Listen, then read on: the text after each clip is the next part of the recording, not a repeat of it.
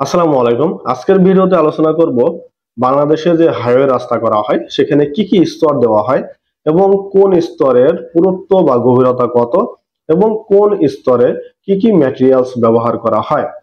প্রথমে হচ্ছে সাবগ্রেড। এটা এই রাস্তার সর্বনিম্ন স্তর।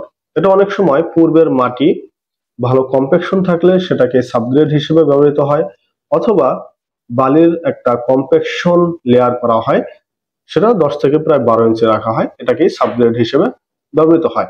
এরপরে হচ্ছে সাববেস কোর্স। সাববেস কোর্সে ছোট পাথরের টুকরা ব্যবহৃত হয় এবং এটার গভীরতা বা পুরুত্ব ধরা হয় 6 থেকে 8 ইঞ্চি। এরপরে হচ্ছে বেস কোর্স। সাববেস কোর্সের উপরের লেয়ার, এবং এখানে গ্রানুলার ব্যবহৃত হয়। গ্রানুলার হচ্ছে পাথরের টুকরার সাথে বালির সংমিশ্রণ। এটা হচ্ছে গ্রানুলার এবং এটার পুরুত্ব বা গভীরতা ধরা হয় 6 থেকে 10 ইঞ্চি। এরপরে হচ্ছে পেভমেন্ট লেয়ার, যেটা দিয়ে গাড়ি সরাসরি চলাচল করে, এবং আমরা এটাকে ওই পিচ ঢালাই হিসেবে চিনি। এটা পাথর, বালি এবং বিটুমিন দিয়ে তৈরি করা হয় অ্যাসফাল্ট, এবং এটার মাধ্যমেই এই লেয়ারটা করা হয়, এবং এটার পুরুত্ব সাধারণত 1.5 থেকে 3 ইঞ্চির মধ্যে রাখা হয়। এরপর হচ্ছে ওয়ারিং কোর্স, যেটা সর্বশেষ স্তর। এটাকে ফিনিশিং লেয়ারও বলা যেতে পারে।